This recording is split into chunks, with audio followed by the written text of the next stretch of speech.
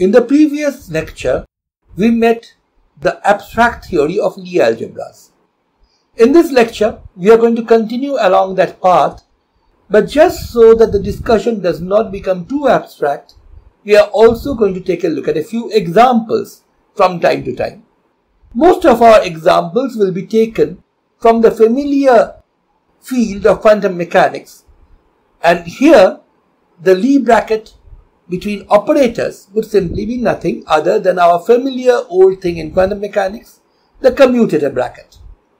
In fact, while speaking about things, we might very well lapse into using commutator brackets as a term when what we really mean is a Li bracket. And also, we might use the word commutes when we really mean that the Li bracket vanishes. However, given the fact that we are physicists and most of our examples of the Li bracket actually come from commutator brackets, there is really not much of a harm in this particular piece of linguistic imprecision, if you really want to call it that. Let's first remind ourselves of some of the facts that we had encountered in the last lecture. First, a definition. Given two subsets of a Li algebra G, H and K, we define the bracket of H and K as follows. Remember, the Li bracket is really defined between elements of the Li algebra. Here we are extending that to a notion of a bracket between two subsets. And basically what we do here is take elements X and Y, X is from H and Y is from K, form their brackets. If you take all such possible brackets, that gives us a set of elements. You find all possible linear combinations of those, and that resulting set, the span over the field F, here the field F would be real numbers or complex numbers, of all possible brackets between elements of H and K, is defined to be the bracket of the set H with the set K. Now the reason why we at all give ourselves this definition is that it makes it easy to speak of various concepts in the language of this definition. For example, given H a subspace of G, this H is a subalgebra of G if the following holds.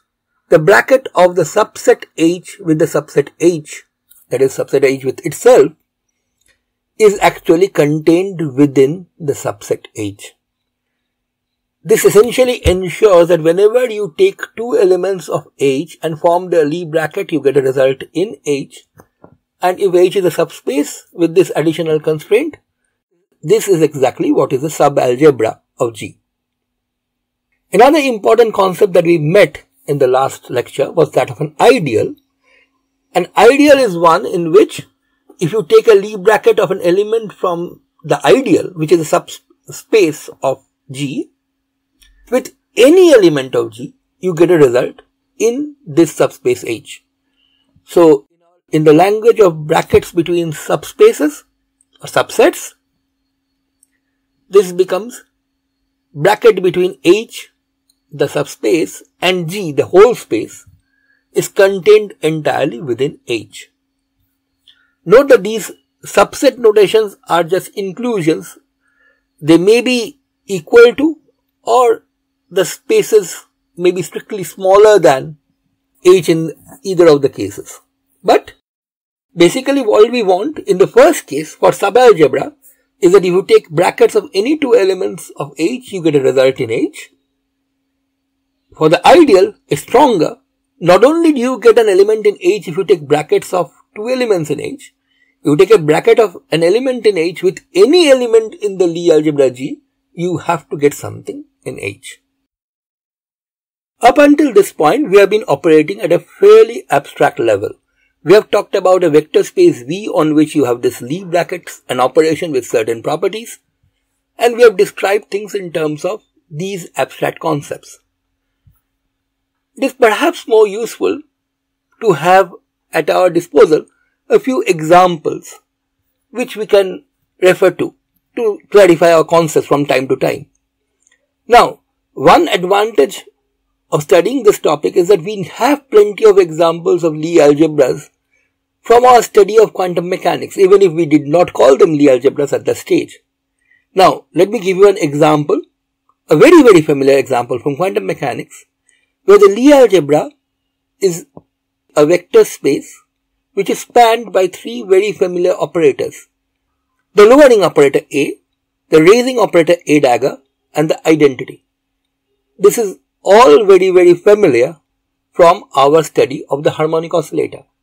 Remember, the Li algebra is a vector space which is formed by all linear combinations of A dagger, and identity. So that's a span of this set. Now, the Li bracket here is just an ordinary commutator bracket between operators, and we all know what they are. Here there are three basic generators, that is, three basic elements whose linear combination gives you every vector in your space.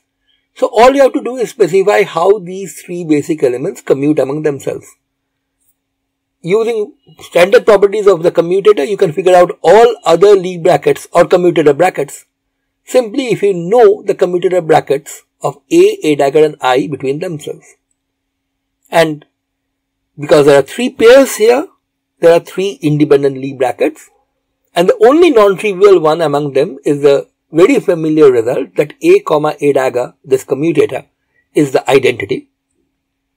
Rather obviously, identity commutes with both A and A dagger, and these make up the three basic commutation relations which describe this particular Li algebra for us. This is an example of a very big class of Li algebras in mathematics. These are called Heisenberg algebras for the simple reason that Werner Heisenberg was one of the first people to talk about operators with this kind of commutation relations in his study of the harmonic oscillator. Now, given this Li algebra, let us now look for sub-algebras and ideals of this one. A sub-algebra is very easy to find if you take the vector space spanned by the elements A and identity. That is obviously a sub-algebra. In fact, if you form brackets of any two elements in this, so you are taking the bracket of the set H with the set H, you simply get a single element always. You get simply 0 because all elements in this sub-algebra commute. Of course, this means that this satisfies the basic condition that the Li bracket of H with H is contained within H. H, remember, is a vector space, so it always contains 0. And the fact that you get only 0 as the only possible bracket, and that's it, tells us that this H is an abelian sub-algebra. Well, not only that, it's actually an ideal of G. So how do we see that? All you have to do is form the Li bracket of H with G. Now, the only new thing which comes in here is A dagger, which was not in H. You have to consider brackets of that with the elements of H again. The elements which are already in H, of course, will give you Li brackets in H. So, A dagger's Li bracket with A is simply identity. A dagger's Li bracket with I is 0. So, if you take the Li bracket of A dagger with any linear combination of A and I, you are just going to get a multiple of I. And it's very easy to see that instead of taking A dagger, if you had taken any linear combination of A dagger, A and I with an element of H, that is a linear combination of A and I, you will again get at best a multiple of I. So the Li bracket of the set H with the Li algebra G is nothing but a set of multiples of the identity. So it's a vector space spanned by I, which is of course a subset of the Li algebra H. Remember, the Li algebra H is a set of all linear combinations of A and I, and all linear combinations of I, of course, is contained within that. So given the familiar bracket A, A dagger is identity, it follows immediately that all brackets of elements of H with elements of G are contained within H, and so H is an ideal of G as promised. Well, not only that, it's very easy to see that instead of A and I, if I had taken A dagger and I, you would have again got a Li subalgebra, which is also again an ideal of G. Thus we see that our Li algebra G, which is not abelian itself, has these two abelian ideals. In fact, it actually has more abelian ideals. Another one, which is obvious, so obvious that we didn't even bother to state, is the set formed by all multiples of the identity. It is obvious that this is an subalgebra. It's also obvious that it is an abelian, it's an ideal of G. In addition to these three, there is in fact one more abelian ideal, which is the ideal formed only by a single element, the set with only the null vector in it. Now that one is called the trivial subalgebra for a reason. That's the subalgebra for every Li algebra. In fact, there's another one, of course. The entire Li algebra is also trivially a subalgebra. Now these are two subalgebras we don't usually count. So this particular Li algebra that we have written down actually has three non-trivial abelian ideals. The two that we have just pointed out here and the span of the identity as a third one. Now let me remind you at this stage of a definition that we talked about in the last lecture. If a Li algebra has no ideals, or rather no non-trivial ideals, remember every Li algebra has at least two ideals, the null vector alone and the entire Li algebra. So you don't count them. But if you have a Li algebra which has no non-trivial ideals, you call it simple. Simple Li algebras are building blocks of all Li algebras, as we will see. So it's good to know which Li algebras are simple and which are not. Often it makes sense to relax this demand a bit.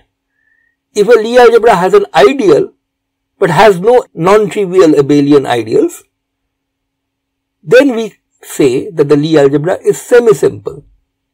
In fact, semi-simple Li algebras form a bulk of the kind of Li algebras we are going to study, because they are the ones which are more important in physics than the other kind. However, you can immediately see that not all important Li algebras in physics are semi-simple. This particular one has three non-trivial abelian ideals, so this is not semi-simple. While we are talking about this particular Heisenberg algebra, your knowledge of quantum mechanics would have told you that it would be fruitful to look at a bigger algebra, of which this is a subalgebra. This bigger algebra is a Li algebra formed by all possible linear combinations of A dagger and the identity, along with a new operator, A dagger A, the so-called number operator in quantum mechanics. And from the fact that A dagger A's commutator with A is minus A, and that belongs to our original algebra G, and A dagger A's commutator with A dagger, which is equal to A dagger, belongs to G again, and of course A dagger A's commutator with identity is just 0. It follows that if you take the Lie bracket of this new bigger algebra G bar with G, then the result is contained inside G, and this tells you that G is an ideal of G bar. So we have met two different Lie algebras and their ideals, and we have seen that the Lie algebra that we started out with, a familiar Lie algebra, the so-called Heisenberg Lie algebra, is itself an ideal of another familiar Lie algebra, the Lie algebra where the Heisenberg algebra has been appended with the number operator. So we will use this particular Lie algebra and another very familiar Lie algebra, the Lie algebra of angular momentum operators, that is generators of rotation, that we studied in quantum mechanics, very often as examples of different kinds of Lie algebras, and we will use these to illustrate various concepts, as we will soon see. The examples of Lie algebras that we have seen so far have been non-semi-simple. They all have ideals, in fact, have abelian ideals. The next example that we are going to look at is a simple Lie algebra. It will turn out that it does not have an ideal, or rather, a non-trivial ideal. So let me first introduce you to the particular Li algebra that we are talking about here. That happens to be called SL2C. It is a set of all traceless 2 by 2 matrices. So 2 by 2 of course is obvious from the 2 in the name SL2. The C stands for complex valued. The S here stands for special, and in this context special means traceless. If you recall our study of Lie groups, there the letter capital S stood for unit determinant, but the connection between the determinant of an exponential matrix and the trace of the original matrix should tell you why small SL2C consists of only traceless matrices. This is connected to determinant 1 for the exponentiated versions of these matrices. Now, it is very easy to see that a basis of SL2C seen as a complex vector space can be written down in this form. 3 matrices are involved. The matrix A, which is 0, 1, 0, 0, that is only one non-zero element in the upper right corner. B has a non-zero element of 1 in the lower left corner. These are both traceless matrices. C is a diagonal matrix, and because it's traceless, has 2 elements which add up to 0, and these 2 elements are 1 and minus 1 respectively. So what we end up with is a basis formed with 3 such matrices, and any traceless 2 by 2 matrix which is of the general form Z, U, V minus Z, where U, V and Z are complex numbers, can be written down in the form U times A plus V times B plus Z times C. It is also very easy to find out the corresponding Lie brackets. Here the Lie brackets are of course none other than standard commutators of matrices, and it is rather trivial to calculate these Lie brackets and find out that the Lie bracket of A and B is C, the Lie bracket of B and C is twice B, and that of C and A is twice A. I will now proceed to prove that this particular Li algebra happens to be a simple Li algebra. That is to say, it has no non-trivial ideals. Now let me point out one thing before I even start. The approach that I am going to describe here is a direct one in which I try to show by a direct kind of argument that an ideal will not be there for this particular Li algebra.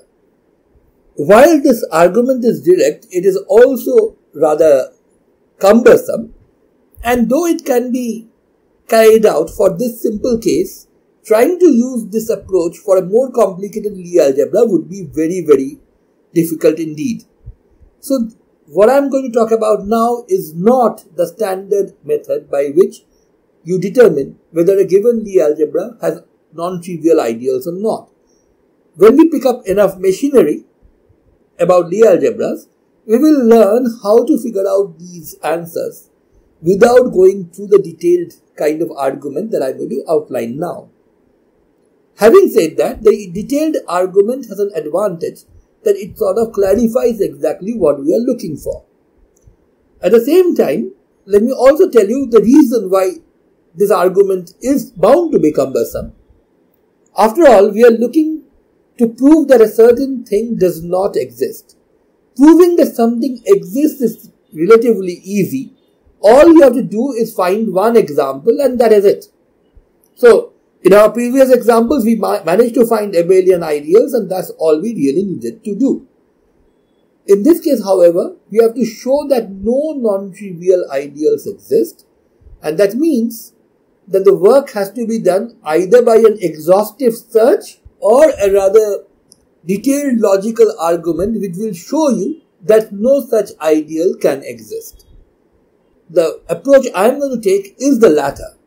So what I am going to do is I am going to assume that this particular Li algebra has an ideal which is not null, that is, which has vectors other than the vector 0, and then go on to show that such an ideal has to be the entire Li algebra.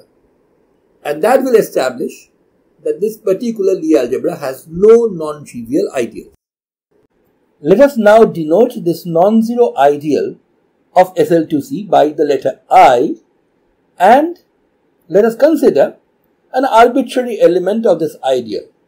This arbitrary element can of course be written down in the form P times A plus Q times B plus R times C, where P, Q and R are three complex numbers.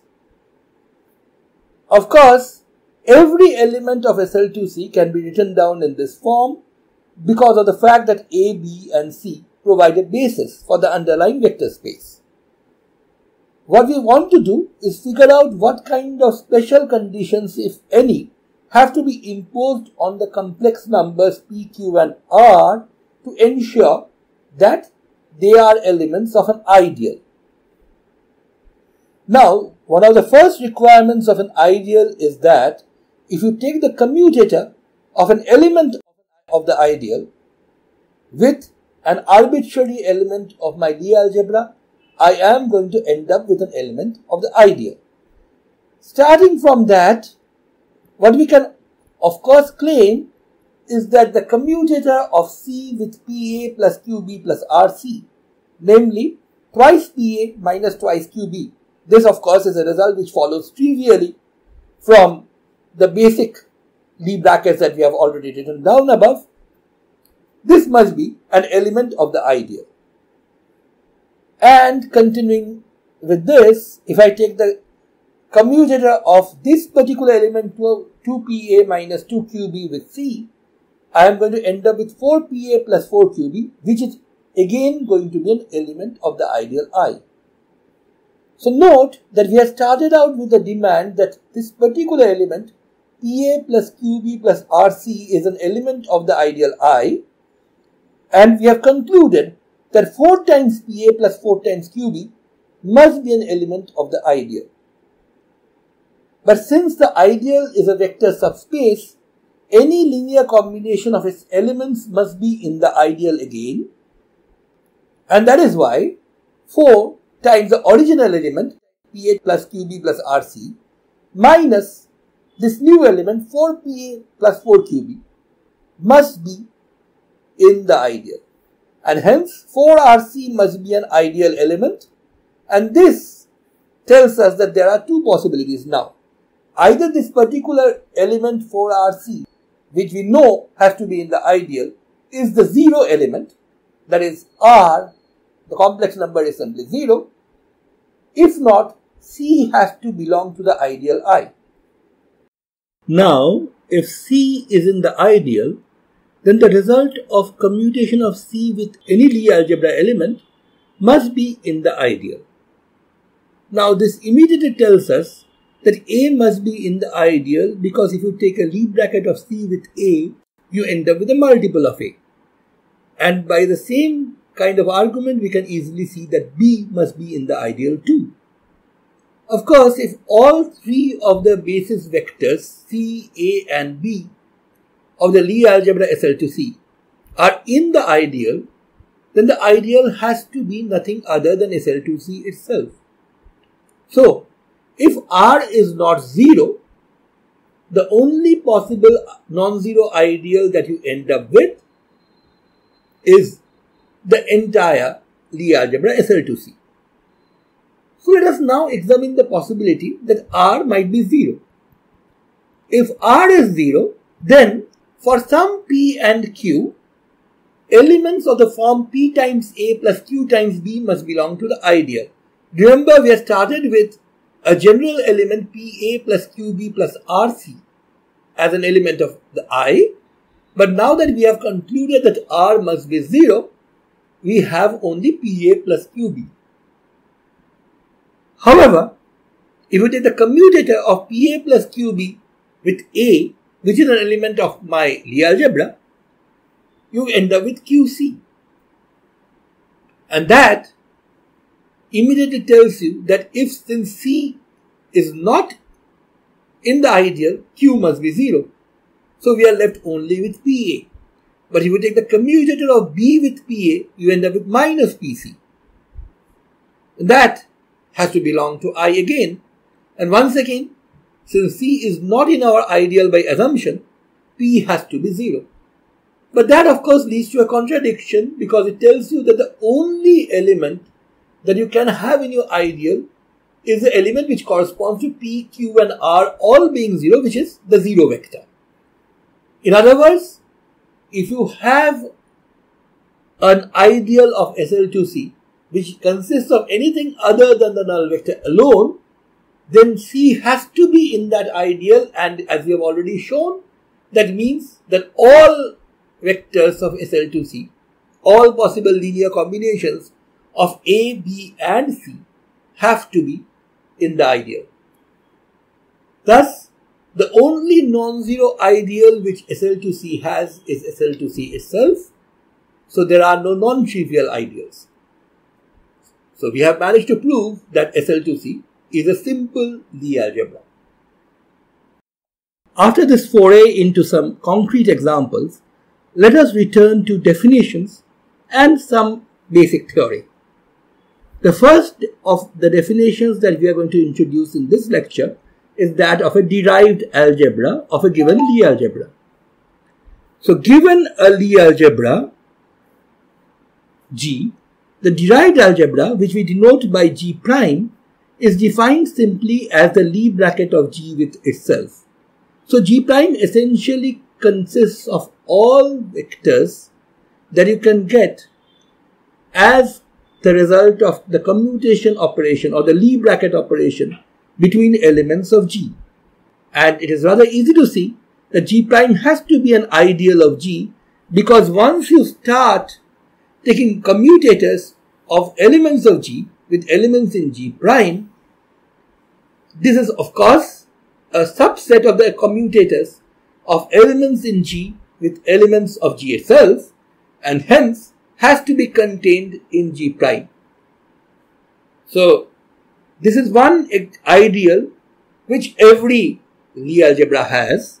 Of course, it might so happen that this ideal may be the entire Li algebra, or could be the zero vector alone. So the existence of the derived algebra is not a guarantee that a particular Li algebra will have non-trivial ideals. Let us now take a look at a few examples. The first example that we will use is the one that we have talked about a while ago, is the Heisenberg algebra, which is formed by the span of the operators A dagger and the identity. And here, if you start with this Li algebra and take all possible commutator brackets, it's easy to see that the only possible commutator bracket that you are going to end up with is a multiple of the identity. So in this case, the derived algebra is the span of the identity. As we have already seen, this is an ideal of the Heisenberg algebra, and as we have already seen before, this particular Li algebra happens to be non-semi-simple because it has an ideal which is non-trivial. Not only that, this ideal happens to be an abelian ideal. Our second example will be another familiar Li algebra from quantum mechanics. This is the Li algebra Su2, which is essentially the vector space formed by taking all possible linear combinations of the angular momentum operators J1, J2 and J3. If you think a bit about the familiar commutation relations which J1, J2 and J3 have, it should be obvious that if you take all possible linear combinations of Su2 elements, you get every possible Su2 element.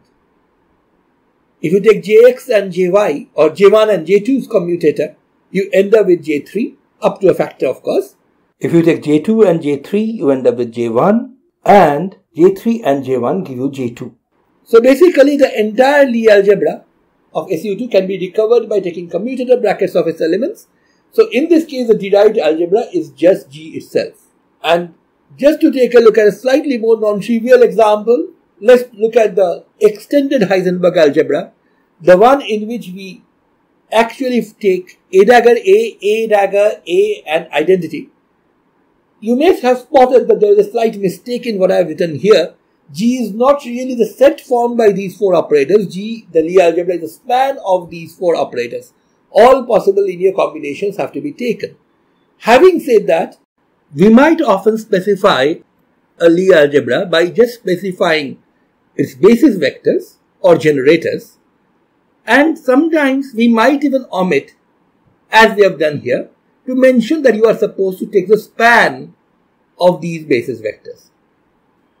After all, a Li algebra has to have an underlying vector space, so it should be clear from the context whether we mean the entire vector space or whether we are just specifying the generators. Now let us come to the question of the derived Li algebra from this particular one. Now, if we take all possible brackets of combinations of A dagger A, and identity with other possible such combinations, it is pretty easy to see that the only operators that you are going to get as a result will be combinations of A dagger, A, and the identity. And this is exactly what specifies my derived algebra is the vector space spanned by A dagger, A, and the identity, which, as we have already seen before, is an ideal of this particular Li algebra. Let us return to definitions and theory once again. As we have seen, this creation of a derived algebra allows us to create for us an ideal of a given Li algebra. Indeed, this process can be iterated further. There are actually two different ways in which this can be iterated. One of them yields the so-called derived series. The derived series is a sequence of Li algebras which are denoted by G superfix curly bracket I. So you have G curly bracket 1, G curly bracket 2, and so on. And it is defined in the following manner.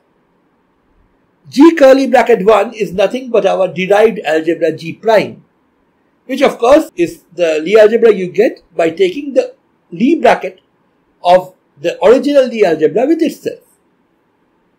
In fact, you continue this to get G2, which is you take G1 and G1 and take their Li bracket. That is, form all possible linear combinations of all possible Li brackets of the derived algebra. So G2 essentially is a derived algebra of G prime or derived algebra of G1. And similarly, G3 will become the derived algebra of G2. So in general, Gi is nothing but the derived algebra of Gi minus 1. That is the set you get by taking all possible linear combinations of all Li brackets of elements of Gi minus 1.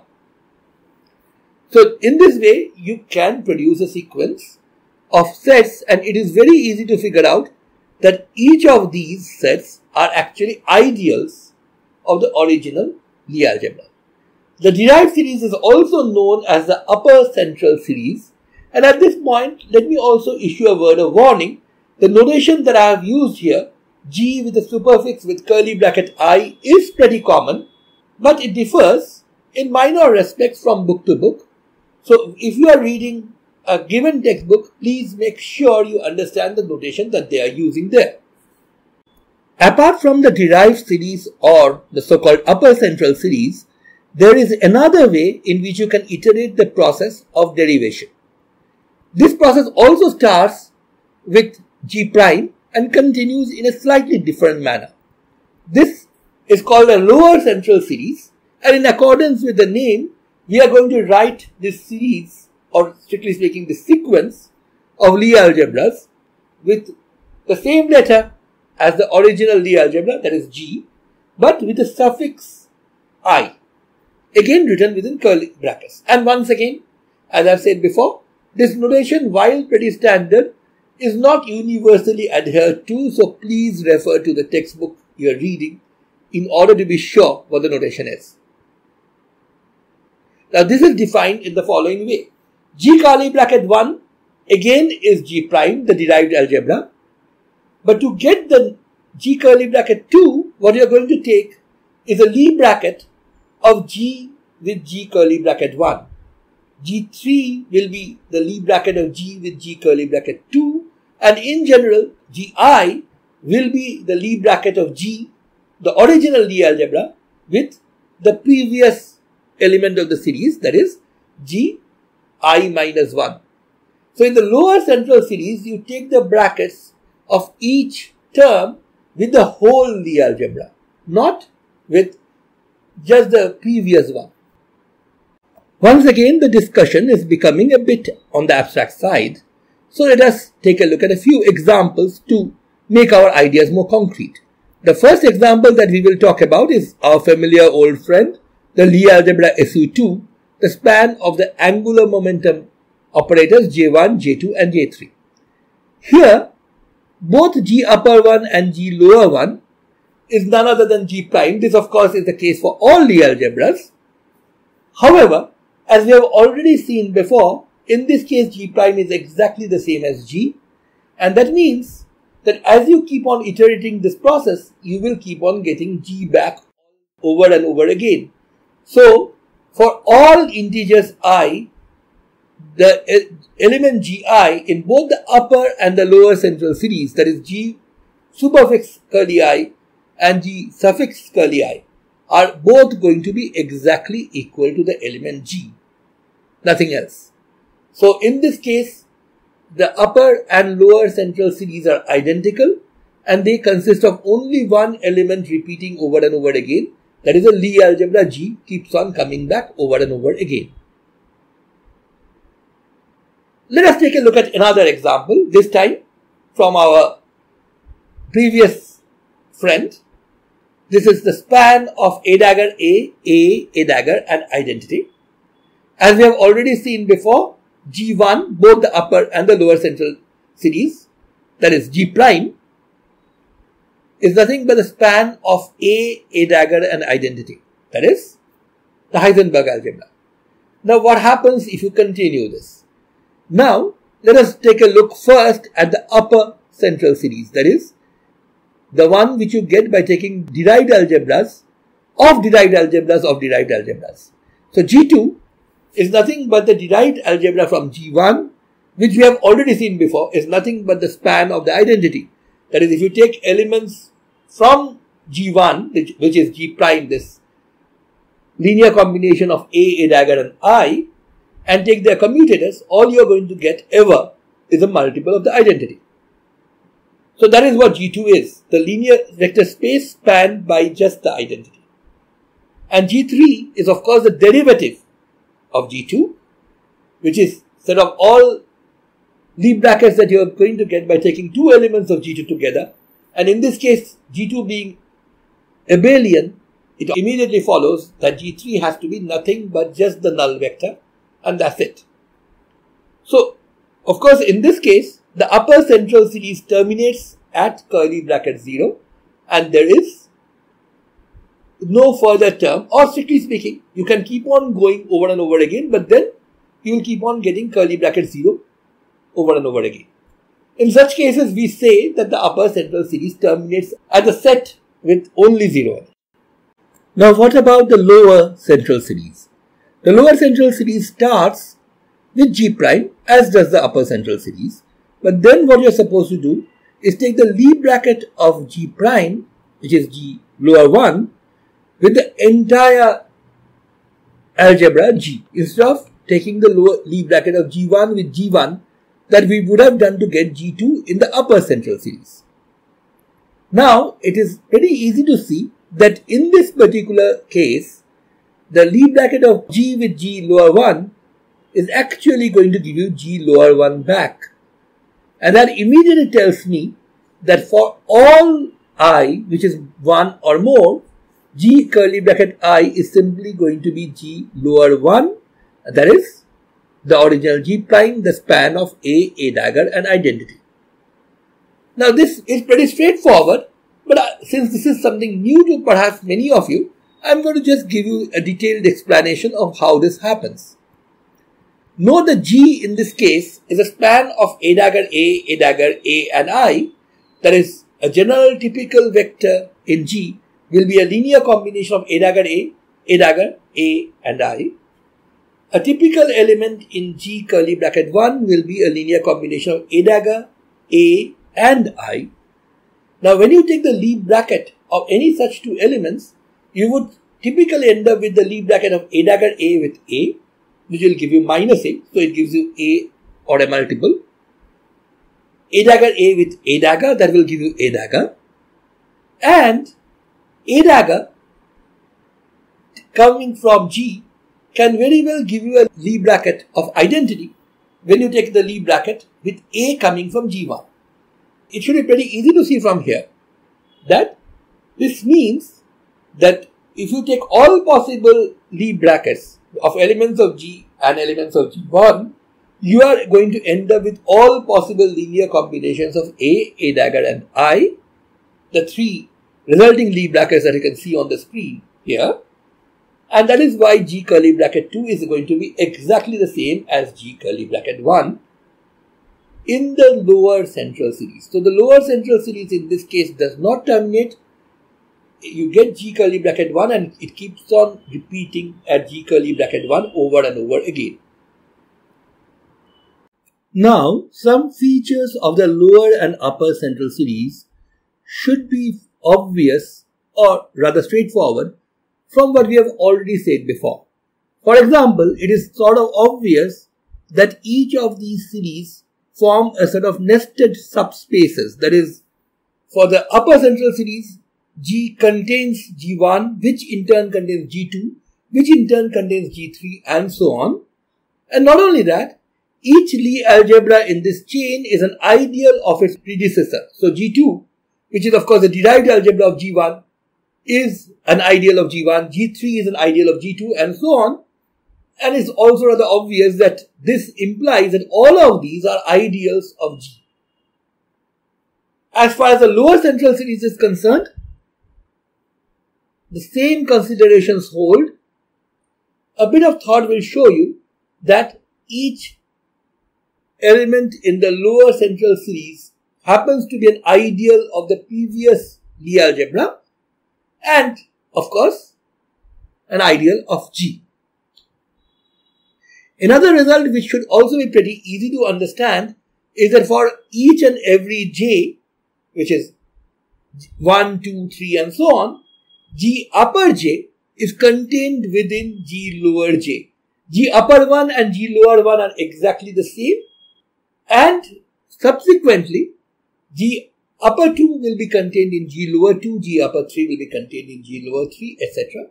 If this is not clear to you immediately, I will urge you to think a bit about the definitions, and it should be pretty straightforward and easy to understand. Now, we come to two special kinds of classifications of Li algebras which are very important for the mathematical theory of Li algebras. They are not that important for physics applications, although it would be wrong to say that they have no physical significance whatsoever, but we use these notions less often in physics than in mathematics. But for the sake of completeness, let me point them out here. If the derived series, that is the upper central series, terminates, that is it ends up at a Li algebra with only the zero vector and of course keeps on repeating after that, then we say that the Li algebra is solvable. The nomenclature is based on applications of Li algebras to certain mathematical theories which we will not concern ourselves with here. So to us this is just a name. A solvable Li algebra is one for which the derived series ends at the null vector alone, that is the derived series truncates. On the other hand, if the lower central series truncates, that is ends at null vector alone, then the Li algebra is called nilpotent. So a nilpotent Li algebra once again is one for which the lower central series truncates. A solvable one is one for which the upper central series truncates. Now, given the fact that the member of an upper central series is always contained within the corresponding member of the lower central series, it is obvious that if the lower central series ends up at the null vector alone, then the upper central series has to, and as a result, nilpotency must imply solvability. A nilpotent Li algebra must be solvable. So let us take a look at a few examples now. We will begin with two Li algebras for which we have actually constructed the upper and lower central series explicitly a while ago. And there we saw that for the Li algebra formed by A dagger A dagger and identity as basis vectors, the lower central series keeps on repeating at G prime, whereas the upper central series truncates at the null vector. So this particular Li algebra is solvable, but it is not nilpotent. Remember, nilpotency implies solvability, not the other way around necessarily. Now, what about the Li algebra Su2? For this, we have already seen that both the upper and the lower central series is composed of the same Li algebra, namely Su2 recurring over and over again. So neither of these two series truncates. So this particular Li algebra is neither solvable nor nilpotent. I will end today's lecture with an example of a Li algebra which actually is nilpotent. This is our old friend, the Heisenberg algebra. As we are already seeing, the derived algebra from this is simply the vector space which contains multiples of the identity, span of I. And now, if you continue along this, in the lower central series, the next term, G2, will be the Li bracket of G with this particular G prime. And since multiples of the identity commute with every operator, the result is going to be the vector space containing the null vector alone. So the lower central series truncates, and this particular algebra is nilpotent. Of course, you no longer need to check whether it is solvable, because as we have already seen before, nilpotency implies solvability. So this is our example of a Li algebra which is nilpotent and obviously also solvable. I did say this would be my last example, but I can't resist showing you one more.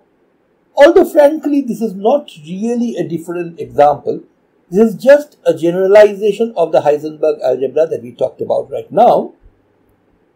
And this is often used as the sort of paradigm example for nilpotent Li algebras. This is a set of nil, also known as strictly upper triangular matrices. This set is a Li algebra, as we will verify soon. And just to remind you, strictly triangular matrix means a square matrix for which all the elements in the lower triangular part vanish. Not only that, the diagonal vanishes. So the only non-zero elements are in the upper triangular region, the part above the diagonal. Now, if you take two such elements, A1 and A2, where I have indicated the non-zero elements by A1, B1, C1 and A2, B2, C2 respectively, and calculate the product, it's pretty easy to see what the product is going to be for A1, A2 and for A2, A1. This calculation is pretty straightforward, it's just matrix multiplication. But now you can easily see that if you take the commutator of these two matrices, remember for matrix Li algebras, the Li bracket is just the commutator of matrices, AB minus BA. And here, what you will end up with is again another upper triangular matrix, which shows that the set of upper triangular matrices is closed under Li brackets. But more than that, it shows that the new upper triangular matrix that you get actually is even more triangular than our previous one, in the sense that not only is the diagonal 0, all the elements in the leading subdiagonal has also vanished. So you just have one element here in the corner. Of course, this is because we have started with 3 by 3 matrices. You could have done this with any n by n square matrix, and then if you start with two upper triangular square matrices, the next one will have zeros in not only the upper diagonal but also the upper leading sub-diagonal. You do it again, you will get one more layer of zeros and so on. But at this stage, let's just take a look at what happens if you continue down the lower central series. That is, if you take two elements, one a general element from the Li algebra, which is a general upper triangular matrix, and another which is in the derived algebra, that is, a matrix for which only the upper corner element is non-zero. In this case, you can find out the product very, very easily. Of course, the only non-zero element could have been A1C2 minus A2C1 sitting on the upper corner. But here, for this particular example, it is easy to see that A1C2 minus A2C1 must vanish, and so X and Y must commute. So all upper triangular matrices commute with all elements of the derived Li algebra, and hence what you end up with is G2 in this case would simply become a zero-dimensional vector space containing the null vector alone. Hence this particular Li algebra is nilpotent. Let me also point out that if instead of starting with 3 by 3 matrices, we have started with 5 by 5 matrices, say, reaching the stage of the zero vector alone, that is the null matrix alone, in the lower central series, will take a few more steps, but it should be pretty clear that you will get there. So all such upper triangular matrices form a nilpotent Li algebra, and obviously, because they are nilpotent, they have to be solvable. I will just leave you to explore why I say that this is really not a new example, but just another example of the Heisenberg algebra. In this lecture, we have taken a look at some aspects of the structure of Li algebras. We have met ideals, and in that context, we have also met simple and semi-simple Li algebras. It so happens that semi-simple Li algebras are very, very important in physical applications. And in the next lecture, and in the next few lectures, we are going to take a look at their structure and try to figure out how to find out their representations in general. But all that is for the next lecture. Bye till then.